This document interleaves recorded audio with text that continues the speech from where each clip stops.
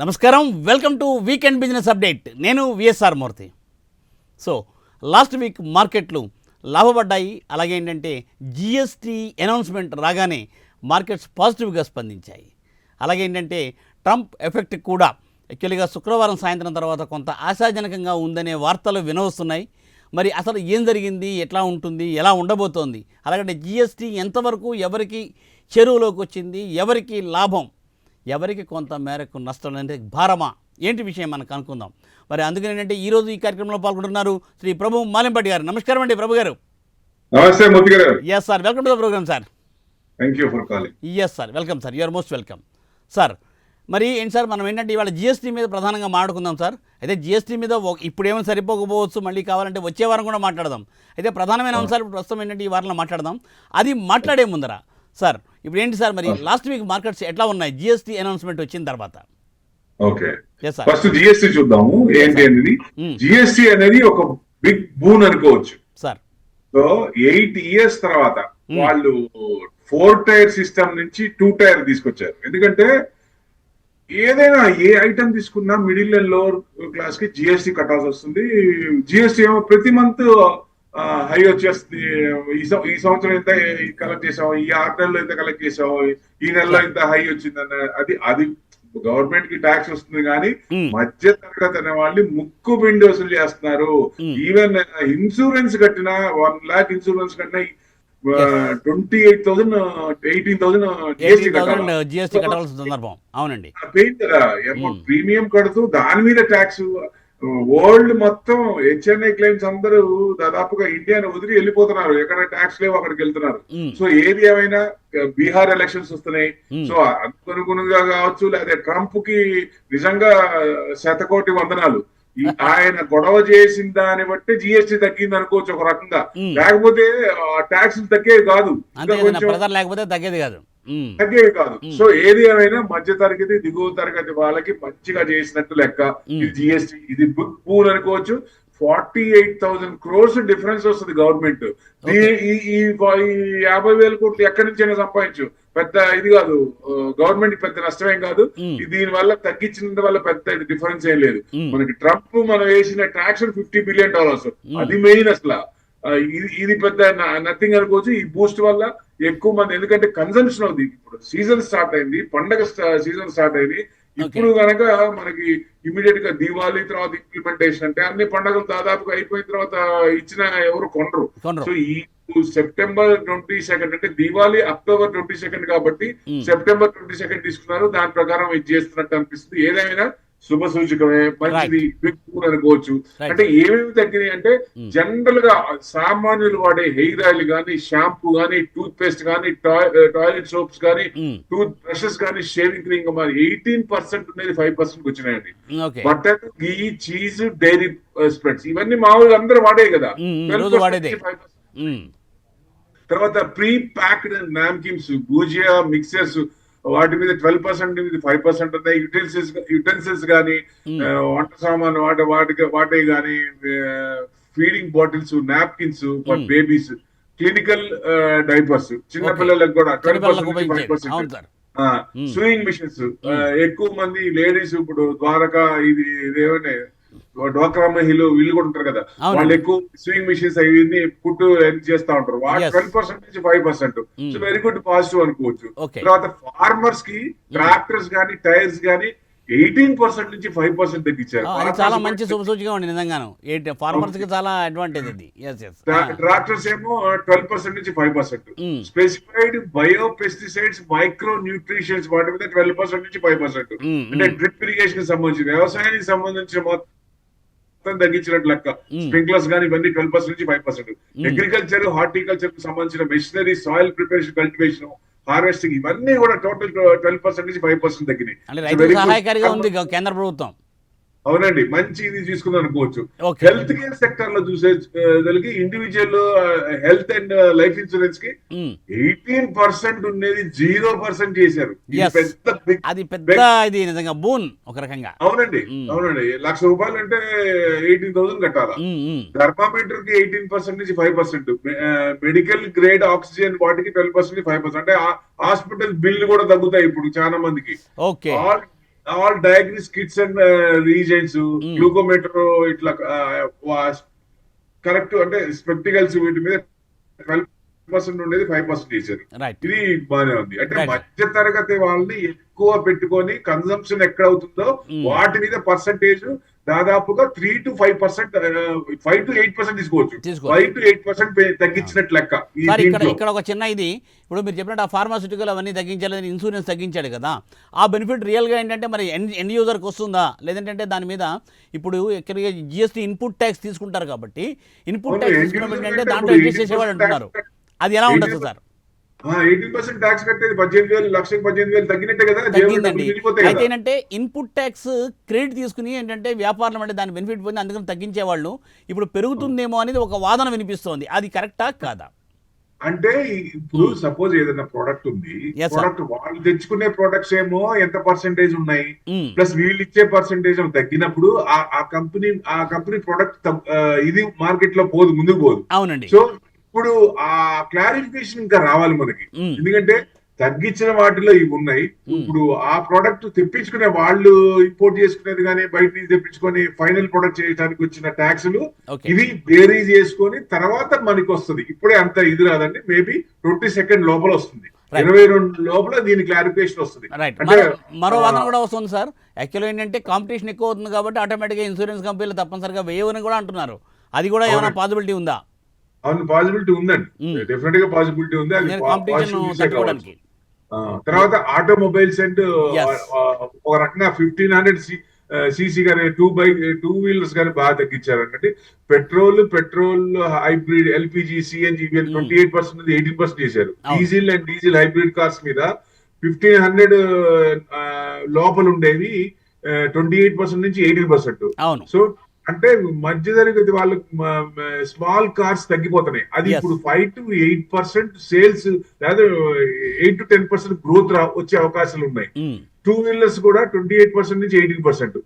Motor cycles ఏమో 350 cc above ఉన్నదేమో 28% నుంచి 18%. Motor vehicles, transport of goods ఇవి 28% నుంచి 18%. కరెక్ట్. ట్రాన్స్పోర్ట్ ఆటోమొబైల్స్ తీసుకుంటే ఇది బాగా చేశారు అనుకోవచ్చు. మ్మ్. తర్వాత ఎలక్ట్రానిక్ అప్లయన్సెస్, సార్.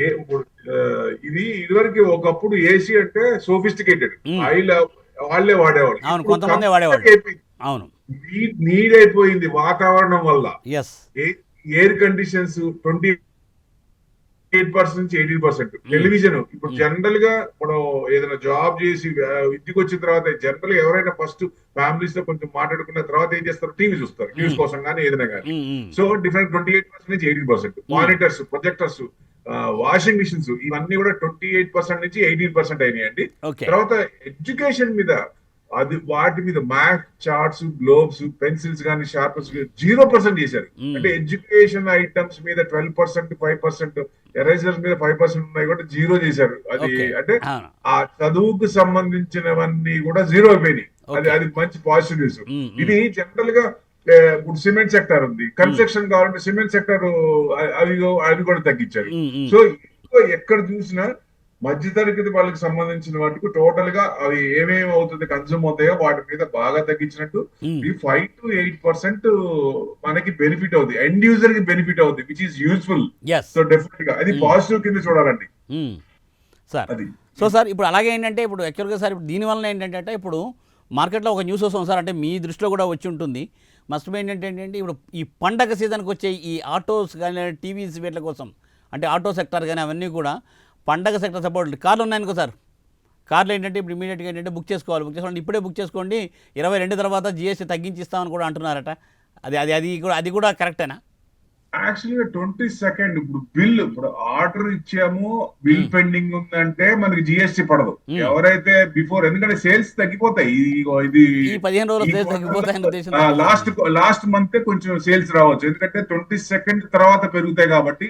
ఎవరైనా ఆల్రెడీ 22nd లోపల ఏదైనా బిల్లు చేస్తుంటే జిఎస్టీ తప్పదు. అవును. ఈ 22nd దాటిందంటే వాళ్ళకి ప్లస్. అంటే ఇప్పుడు కొత్తగా వాళ్ళు పండగలప్పుడు తీసుకుందాం అనుకున్న వాళ్ళు ఇప్పుడు వాళ్ళకి బెనిఫిట్ వస్తుంది. లేదా వాళ్ళు బిల్లు చేయకుండా ఓన్లీ ఆర్డర్ ఇచ్చి నాకు కావాలనుకున్న వాళ్ళకి కూడా మంచి పాజిటివ్, ట్యాక్స్ తగ్గినట్టే. అలాగే చేయబోతున్నారట సార్. ఇప్పుడు ఏంటంటే వీళ్ళు కూడా కస్టమర్ని అట్రాక్ట్ చేయడానికి 22nd తర్వాతనే వితౌట్ జిఎస్టీ ఇచ్చేలా చేస్తాము, యూ బుక్ ఇట్ అని చెప్తున్నారు అంటున్నారు. రియల్లీ ఇట్ ఈస్ ఏ చాలా బూస్ట్ అండి మన బిజినెస్ డెవలప్మెంట్ కూడా రియల్గా. అవునండి, అవును. ఎందుకంటే కన్సంప్షన్ పెరుగుతుంది. ఇప్పుడు ట్యాక్స్ తగ్గినప్పుడు ప్రోడక్ట్ యూసేజ్ పెరుగుతుంది, నెంబర్ ఆఫ్ ఎక్కువ మంది ముందుకు వస్తారు, సేల్స్ ఎక్కువ అవుతుంది, సేల్స్ ఎక్కువ అవుతుంది, వాల్యూమ్ ఆఫ్ సేల్స్ ఎక్కువ అవుతుంది. అవునండి. FTA అగ్రిమెంట్ అవుతుంది. FTA అగ్రిమెంట్ కూడా మనం ఎక్స్పోర్ట్ చేయడానికి కూడా ట్యాక్స్ తగ్గితే వేరే కంట్రీస్ నుంచి కాకుండా మన దగ్గర తీసుకోవడానికి అవకాశాలు కూడా ఎక్కువ ఉంటాయి వాళ్ళకి కావాల్సిన ప్రొడక్ట్స్. యూరోపియన్ కంట్రీస్ కానీ, UAE కానీ, వీళ్ళందరూ ఫ్రాన్స్ కానీ, ఇట్లా కొంతమంది ఎక్కువ అదర్ ప్రొడక్ట్స్, మన ప్రొడక్ట్స్, ఎందుకంటే కోవిడ్ లో మనం వాడే ఇప్పుడు ఫుడ్ మెటీరియల్స్ కానీ, వాటి మన దినుసులు కానీ, ఇవన్నీ కోవిడ్ లో ఎఫెక్ట్ కానిది మన దేశమే ఎక్కువ. అవును. వేరే కంట్రీస్ బాగా ఇబ్బంది, అంటే మన న్యూట్రిషన్ చూసి ఇవన్నీ ఇట్లా చేయాలి, ఇట్లా పెడితే మనకి ఏదైనా ఇబ్బంది ఆపత్కాలం ముందు బాగా హెల్త్ ఇది బాగుంది, హెల్త్ కాన్షియస్ ఇండియాలో బాగుంది, ఈ ప్రొడక్ట్స్ వాడాలనే ఒక ఇది వచ్చింది కోవిడ్ లో. అవునండి, అవును. అవన్నీ కూడా ఎక్స్పోర్ట్ అయ్యే ఛాన్స్ ఉంది. ట్యాక్స్ తగ్గినప్పుడు డెఫినెట్ గా అడ్వాంటేజ్ మన దగ్గర నుంచి తీసుకునే ఛాన్సులు ఉన్నాయి. కాబట్టి మంచి పాజిటివిటీస్ అండి ఇది. డెఫినెట్లీ సార్ మరి ఏంటంటే సార్, మన ట్రంప్ కూడా ఏంటంటే కొద్దిగా మనకు పాజిటివ్గానే ఉన్నాడనే వార్తలు వస్తున్నాయి, దాని మీద ఏంటండి పొజిషన్?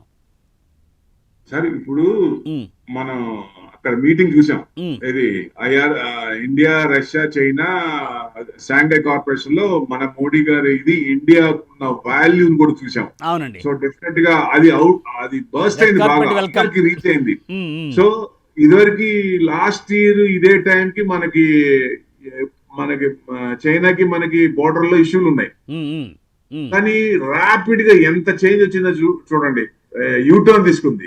సో డెఫినెట్ గా లాంగ్ రన్ లో వాళ్ళు ఇప్పుడు ఈ చైనాని కాదనుకోకూడదు, యుఎస్ ని కాదనుకోకూడదు. యుఎస్ మనకి ఎంత అనుకున్నా కన్సంప్షన్ మన దగ్గర నుంచి తీసుకుంటారు కాబట్టి, ఎక్కువ ఎక్స్పోర్ట్స్ వాళ్ళు తీసుకుంటారు కాబట్టి, ఆ పెద్ద కంట్రీ $30 trillion, మనది ఎంత అంటే $4 trillion కూడా లేదు.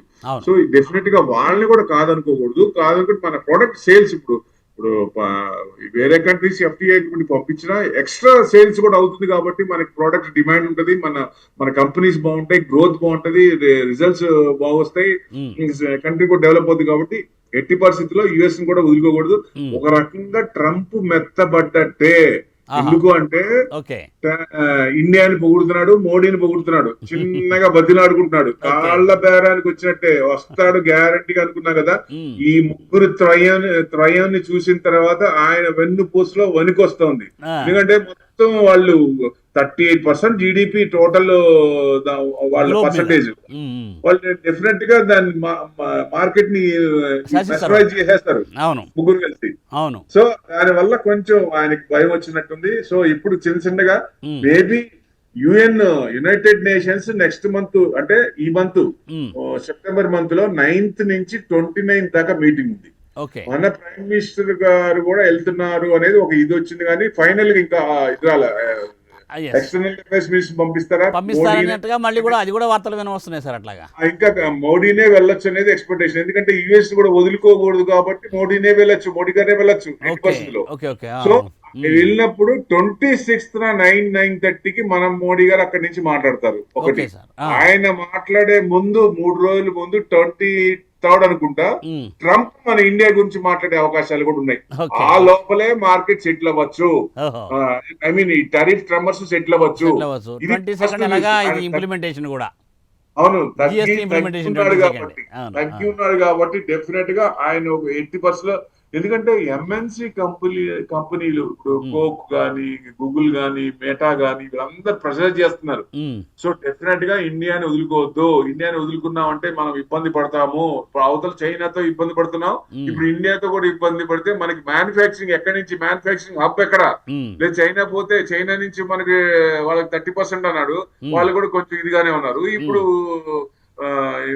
ఇండియన్ కూడా 50% అంటే ఇట్లాగా మ్యానుఫ్యాక్చరింగ్ హబ్ ఎక్కడ ప్రిపేర్ చేసుకుంటారు. ఇప్పుడు యుఎస్ లో మ్యానుఫ్యాక్చరింగ్ అంటే మినిమం ఒక కంపెనీ పెట్టాలంటే 3 నుంచి 4 ఏళ్ళు అవుతుంది. తర్వాత ఏంటి పరిస్థితి మ్యానుఫ్యాక్చరింగ్ అవ్వాలంటే? సో అది కదా మెయిన్. అందుకని MNC కంపెనీ ఒక రకంగా ప్రెజర్ చేశారనుకోవచ్చు. ఏదైనా డాలర్ డ్రీమ్స్ తగ్గాలండి ఎట్టి పరిస్థితుల్లో, తగ్గాలి. వెర్రిగా డబ్బుల కోసం అని అక్కడికి వెళ్ళేసి ఇలాంటి కంట్రీలో ఉండే బదులు ఒక రకంగా వీసాల వల్ల కోసాలు కదిలాయి బాగా. అసలు ఎట్లా చూడండి ఎంత ఇబ్బంది పెట్టాడు సిటిజన్షిప్ లో గానీ. ఉన్న వాళ్ళకి కూడా అసలు నిజంగా ఇక్కడ ఉండగలమా అనే ఒక అభద్రతా భావం వచ్చేసింది. అవును అవును, ట్రంప్ దెబ్బకి కళ్ళలైనవి ఒక రకంగా చూస్తే. అంత ఇబ్బంది పెట్టాడు ఇండియన్స్, ఏ కంట్రీని కూడా అంత ఇబ్బంది పెట్టలా, మనల్ని ఇబ్బంది పెట్టాడు. ఫస్ట్ రాగానే బాగా అన్నాడు, మేక్ అమెరికా గ్రేట్ అన్నాడు. తర్వాత మన మీద డిపోర్టేషన్ అన్నాడు. తర్వాత వితౌట్ పాస్పోర్ట్స్ వాళ్ళందరినీ మరి ఎట్లా గోల్స్ రేస్ పంపించాడో చూసాము. తర్వాత shop by shop visa renewals ని ఇచ్చేసాడు ఆయన. పార్ట్ టైం జాబ్స్ ని చేయకుండా చేశాడు. మనం ఇప్పుడు తల్లిదండ్రుల మీద వాళ్ళ ఎక్స్పెన్సెస్ ఇప్పుడు పంపించాలి, యుఎస్ కి పంపించే డబ్బులు కాకుండా వాళ్ళ మంత్లీ ఎక్స్పెన్సెస్ కూడా పరిస్థితి ఇచ్చేసారు. అవును, అది కూడా పెయిన్ కదా ఒక రకంగా. అంటే పేరెంట్స్ కి ఒక రకంగా మెంటల్ టెన్షన్ పెట్టాడు ఆయన. ఒక రకంగా చూస్తే F1 వీసాని ఇచ్చేసాడు, వీసా లిమిట్ 4 years చేస్తాను అంటాడు, అది కూడా టెన్షనే కదా.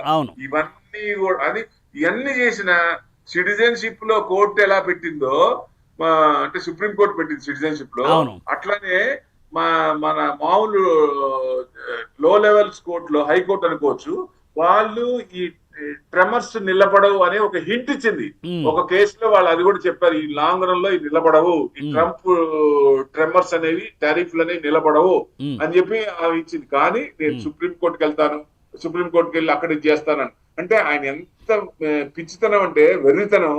అవతల వాళ్ళని మరీ అసలు భయభ్రాంతులు చేసి నా మాట వినాలి అనేది. అసలు పెద్దన్న పొజిషన్ లో ఎలా ఉండాలి? ఎమర్జింగ్ మార్కెట్స్ లో ఉన్న సపోర్టింగ్ ఎంత ఇస్తే ఎంత డెవలప్ కావచ్చు. మీకు మ్యానుఫాక్చరింగ్ యూనిట్ లే మీ దగ్గర నుంచి చైనాకి వెళ్ళినప్పుడు 30 ఏళ్ళకి వెళ్ళిపోయింది. ఇప్పుడు ఆ 30 ఏళ్ల కంపెనీ వెళ్ళిపోయిన కంపెనీ మళ్ళీ యుఎస్ కి తెప్పించుకుంటారంటే హౌ ఇట్ ఈస్ పాసిబుల్? ఎట్లా వస్తాయి బయటికి? సో మనకున్న మ్యానుఫాక్చరింగ్ ఇక్కడ కాకుండా చైనా నుంచి కూడా ఇండియాకి మ్యానుఫాక్చరింగ్ కొన్ని కంపెనీస్ వచ్చే అవకాశాలు ఉన్నాయి. ఇది అమృత్ కాల్, మన ప్రైమ్ మినిస్టర్ గారు చెప్పినట్టు ఇది అమృత్ కాల్ మనకి స్టార్ట్ అయింది. డెఫినెట్ గా నెక్స్ట్ 25 years లో మన గ్రోత్ అనేది మల్టీ ఫోల్డ్ ఉంటుంది. జీడిపి 4 trillion దాదాపుగా ఉన్నది. నెక్స్ట్ మేబీ 4 trillion, ఇంకో 4 trillion యాడ్ అయ్యే అవకాశాలు కూడా ఉన్నాయి. ఇది మంచి తరుణం అండి. గవర్నమెంట్ దౌత్య ప్రకారంగా ఎవరితో గొడవ పెట్టుకోకుండా మంచిగా డీల్ చేస్తూ, ఇప్పుడు చూడండి ట్రంప్ ఇండియా మీద కానీ డెడ్ ఎకానమీ అన్నాడు, మోడీని తిట్టాడు, అన్ని రకాలుగా చేశాడు. కానీ మోడీ గారు ఎక్కడన్నా చిన్న మాట అన్నారా? ఒక్క మాట కూడా మాట్లాడలేదు. That's great, that's highness. ఆయన హైనెస్ అనుకోవచ్చు ఒక రకంగా.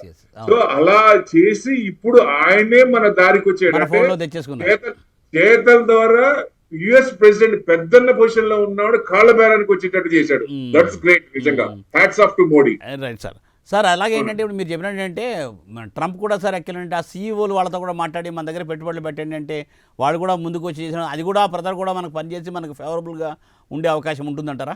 ఉంటాయండి. ఇప్పుడు మొన్నటిదాకా ఏమన్నాడు, అసలు మెయిన్ కంపెనీ ఇండియన్స్ తీసుకోవద్దని చెప్పాడు మొన్నటిదాకా. అవును, ఇప్పుడు గూగుల్ కూడా అన్ని అడుగుతున్నాయి కదా ఆయన. ఇప్పుడు ఆయన వెనక్కి తీసుకునే అవకాశాలు ఎక్కువ ఉన్నాయి. ఇప్పుడు ఎట్టి పరిస్థితుల్లో హయ్యర్ పొజిషన్స్ లో కానీ దాదాపుగా 33 లక్షలు యుఎస్ కెపాసిటీ ఎంత టోటల్ జనాలు ఎంత, దాంట్లో 33 లక్షలు మనోళ్ళే ఉన్నారు ఎక్కడ చూసినా. సో హయ్యర్ పొజిషన్స్ దాకా. సో డెఫినెట్ గా మేజర్ సుందర పిచ్చారు కానీ ఇలాంటి వీళ్ళందరూ హయ్యర్ సిఇఓస్ ఉన్నారు.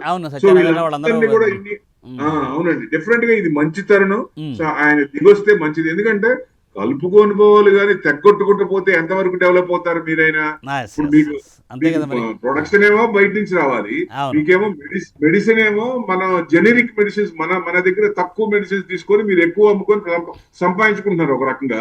మెడిసిన్ ఏమో మా దగ్గర నుంచి రావాలి, మీరు మమ్మల్ని ఇబ్బంది పెడతారు. మళ్ళీ ఇంత చేసిన ఫార్మా మీద టచ్ చేయలేదు చూడండి. 250% అన్నట్టు ఇప్పుడు దాకా మాట్లాడలేదు మళ్ళీ.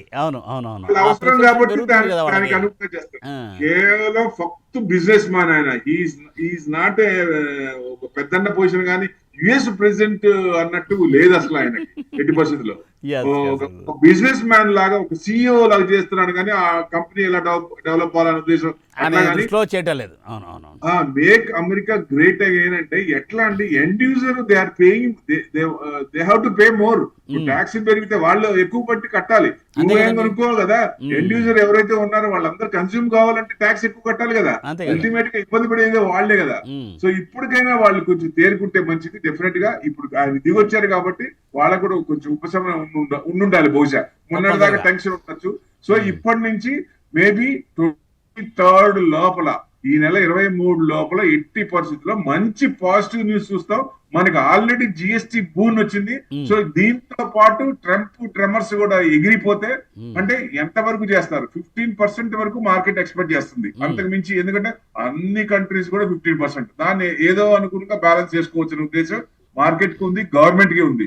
సో డెఫినెట్ గా అది నెక్స్ట్ 15% దాకా చేస్తే, అంటే నెక్స్ట్ 25 తీసేసి ఫస్ట్ 25 లో కూడా 15% చేస్తే యావరేజ్ గా అందరికి 15% లెవెల్లోనే ఇచ్చాడు. అట్లానే కూడా ఇండియా చూస్తే, ఎందుకంటే ఇప్పుడు వేరే వాళ్ళకేమో 15% ఇచ్చి మనకి 30% ఇచ్చాడు అనుకోండి. ఇప్పుడు మన ప్రొడక్ట్స్ అక్కడికి వెళ్తే, ఇప్పుడు మీరు అక్కడ యుఎస్ లో మీరు ఉన్నారు, మీరు ఏం కొనుక్కుంటారు, ట్యాక్స్ తక్కువ ఉంది కొంటారు లేదా? అంతే కదండి. అవును. మరి అప్పుడు మన ప్రొడక్ట్స్ తగ్గిపోతాయి కదా. మెయిన్ ఇప్పుడు ఆయన ఏదేంటంటే, ఇప్పుడు అక్కడి నుంచే ఫార్మా ప్రొడక్ట్స్ కూడా ఇండియాని పంపించాలని విపరీతంగా టెన్షన్ పెట్టాడు మోడీని కూడా.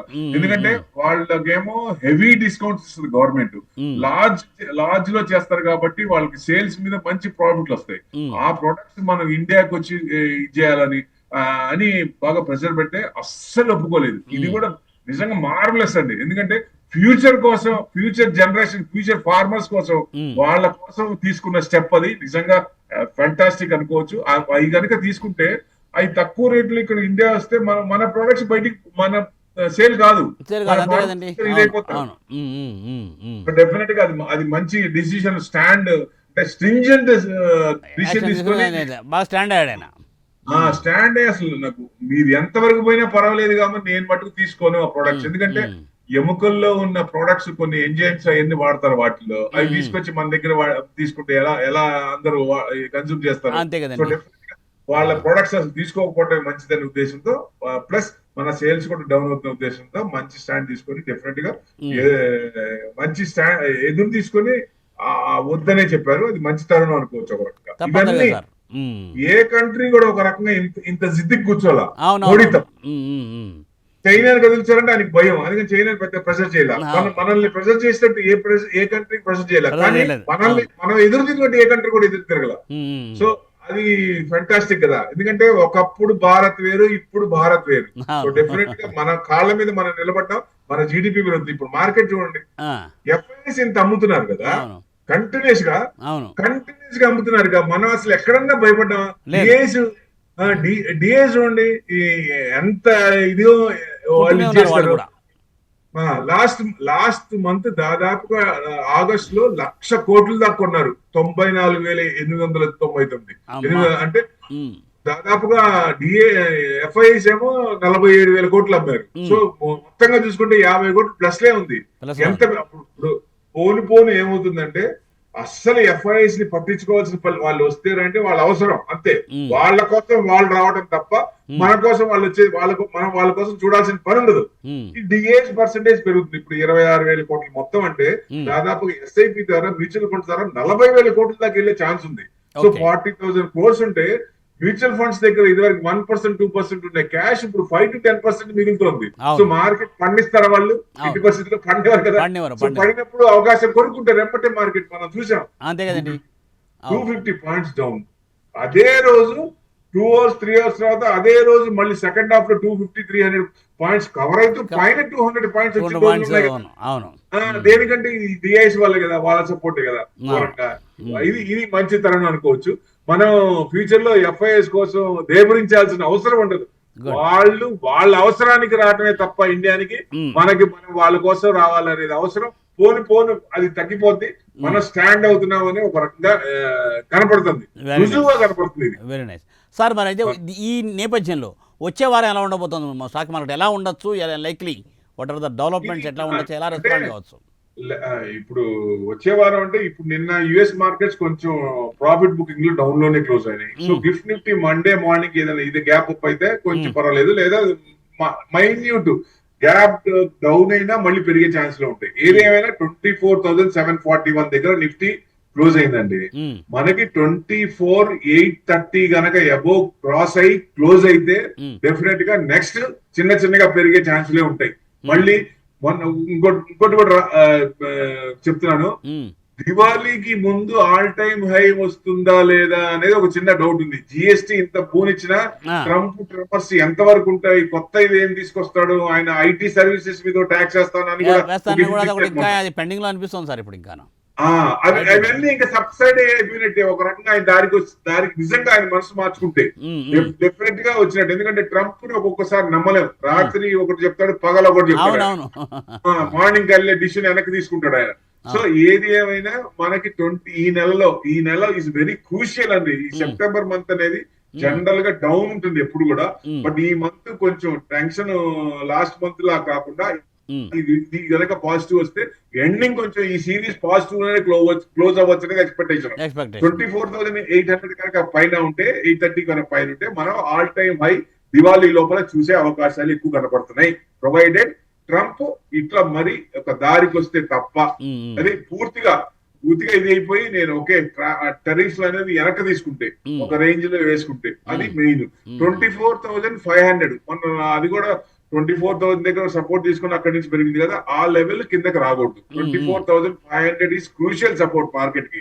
అది తగ్గిందా కొంచెం కిందకి వచ్చే ఛాన్సులు ఉంటాయి. ఎక్కడ దాకంటే మొన్నట్లాగా 24,000 దగ్గర దాదాపు 24,100 to 24,200 దగ్గర తీసుకుని అక్కడి నుంచి పెరిగింది కదా. Maybe actual down side next support అంటే 24 తీసుకోవచ్చండి. మేబీ 24,500 అనేది కట్ కాకపోవచ్చు, అది కట్ కాకపోవచ్చు. ఎందుకంటే మనం 24,741, 750 అంటే మనం 830 అంటాం. అక్కడికి ఎన్ని పాయింట్లు అంటే 100 పాయింట్లు కూడా లేవు. ఆ పైన క్లోజ్ అయితే మనకు పాజిటివ్ జోన్ లోకి వస్తున్నట్లు లెక్క. సో న్యూస్ అన్ని పాజిటివ్ వస్తున్నాయి కాబట్టి అన్ని నెగిటివ్స్ అన్ని యూటర్న్ తీసుకుంటున్నాయి. సో ఇంకా మెయిన్ మనకి ట్రంప్ దే ఉంది కాబట్టి అది కూడా కొంచెం పలసపడుతుంది, మెత్తపడుతుంది అనేది కనపడుతుంది. ఇండియాని పొగుడుతున్నాడంటేనే ఇక ఆయన తగ్గినట్లు లెక్క ఒక రకంగా. సార్ మరి ఈ నేపథ్యంలో సార్ ఏ రంగాల్లో మనం కొద్దిగా ప్రయత్నం చేయొచ్చా? జనరల్గా ఎట్లా ఉంటుంది? అప్స్ అండ్ డౌన్స్ ఉన్నాయి, కొంత లోపల అక్యూములేట్ చేసుకోవచ్చా, ఏంటి అసలు పొజిషన్? ఆల్ టైమ్ హై అంటే ఏంటండి? ఆల్ టైమ్ హై అంటే అన్ని రంగాలు డిఫైన్. ఇప్పుడు మెయిన్ నేను ఎప్పటి నుంచో గంటాపదంగా చెప్పేది బ్యాంకింగ్ కానీ ఐటీ ఫస్ట్ పెరిగే. బ్యాంకింగ్ కూడా 4,000 పాయింట్లు పట్టాయి, 4,000 పాయింట్లు. అంటే ఎఫ్ఐఎస్ కూడా అది తెలిసే ఈ వారం సెల్లింగ్ తగ్గింది. ఎఫ్ఐఎస్ కూడా వాళ్ళకి ఒక సూచన ఉంది, ఆయన మెత్తపడ్డాడనే ఆలోచన ఉంది, అందుకనే వాళ్ళు సెల్లింగ్ తగ్గించారు ఈ వారం. అంటే బ్యాంకింగ్ చూడొచ్చా మరి అప్పుడు? బ్యాంక్ నిఫ్టీ పెరుగుతుంది 100% చూడొచ్చండి. 100% చూడొచ్చు. ఫస్ట్ బ్యాంకింగ్, తర్వాత ఐటీ, తర్వాత హెల్త్ కేర్, తర్వాత డిఫెన్స్, ఇవన్నీ హైలైట్ అవుతాయి. Consumer durables. సో మెయిన్ ఇవేనండి ఎక్కువ.